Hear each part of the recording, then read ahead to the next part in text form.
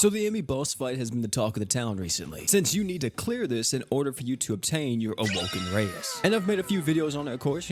I did some multiplayer lobbies the other day, and I was thinking maybe I should make a guide on it. But the bad part was, I'm indecisive at times. So I asked all of you, and it seems like all you guys want a guide. So let's do a guide. I'm gonna be telling you what you need to know in order to beat Emmy. Not every little detail like what her normal attacks and all that does, that's not important. What's gonna kill you, and what type of team comps you need to really be looking out for. Let's start with the fight itself. Emmy has quite a bit of HP. She's kind of thick. Main thing you need to know about this woman is that she is out for blood. She has a mechanic where she's able to target whoever is dealing the most DPS on the team. And whenever you get targeted, not only will she just be constantly attacking this unit, she also will gain crit rate towards this unit, which is kind of scary because she can crit you for some insane amounts of damage. Not only does she have this targeting mechanic, she will also be buffing up her own damage every single time you hit a threshold, except this one in the middle. What this middle threshold does is it resets your art gauge. So you know how like you go into a fight, you're filling up your art gauge, you're feeling good, and then all of a sudden, boom, everything's gone. Your entire art gauge, that 200 arts you just had, gone. Never was there, didn't happen, just like my father.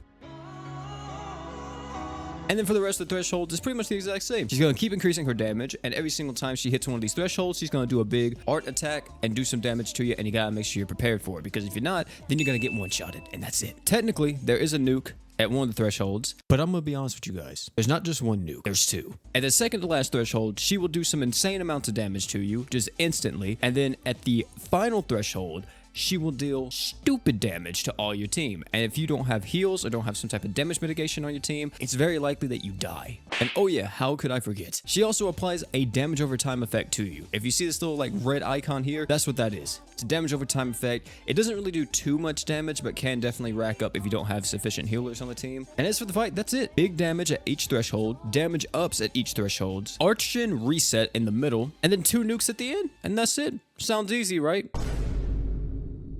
The main thing is you have to use Rayas in order to full clear. Not only does Rayas have to be in your team comp, we also need to counter all the stuff this boss is throwing at us. So we need some type of healer. And really, this could be, I think, whoever you want. Usually the two that everybody uses, and of course, top of the meta, everybody knows them, is Haruto and Mako. And as for the last unit, it usually changes depending on what type of team that you're running. And like I said, there's a lot of teams that can do it, but 2 of the most popular teams right now are the Haruto, Mako, Rayas, Sandstone, and the Haruto, Mako, Rayas, Draken. And these 2 team comps are vastly different from each other. One is a lot safer, Sandstone. She's able to give her team tons of damage mitigation. You have good defense equips on the team, and overall, you can kind of just tank the hits. However, it takes a really long time sometimes, especially if you don't run something like True EX Gate on your Haruto, then yeah, you're gonna be in that fight forever, it feels like. But that's where the Draken team comes in. The Draken team is a little bit more, offensive, kind of a little bit more risky. You gotta really buckle in to use this team. The thing is about this team though, is that not only is it faster, but you want somebody to use Awoken Rayas. So if you're trying to get Awoken Rayas yourself, and of course your race is unawoken, you kind of need one of the other 3 units so you can just host it and then have someone else join in with their Awoken Rayas. So yeah, these are the 2 main teams that are the most popular right now to take it on. Like I mentioned before though, there are a lot of teams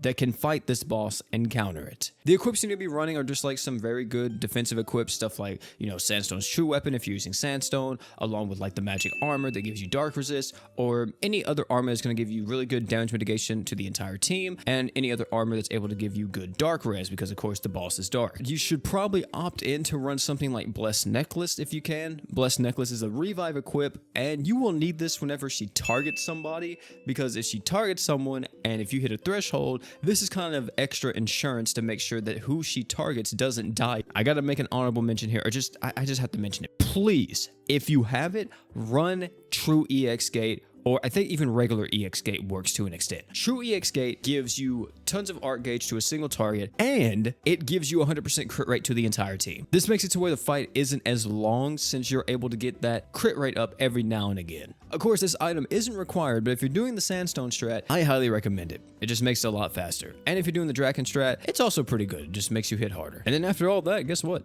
you're done. Go fight the boss and good luck. Some ending tips I can give you though is that you need to learn how to cycle your equipment if you are going to be using sandstone. What I mean is being able to constantly have some type of damage mitigation up. Since if you're using the sandstone strat, you're going to be having 3 defense items on the team. You use the 2 defense equips on sandstone. After you use the 2 defense equips on sandstone, you wait a little bit, probably till about the halfway mark of sandstone's true weapon if you have it at max LB, and then you pop the other defense equip, or that'll be around the time the other person pops a defense equip, and that's how you can do it. Or you could also just look at the buff slots that all the units have and just watch the damage mitigation buff, and whenever it falls off, you pop the other defense equip, and you guys just cycle that. You guys have 100% uptime on some kind of damage mitigation, because as the fight goes on, you will need something like that in order to survive. And if you don't really know how to use your equips or don't really know how to cycle equips like that, then it's going to be really hard. As for another tip, use Blessed Necklace.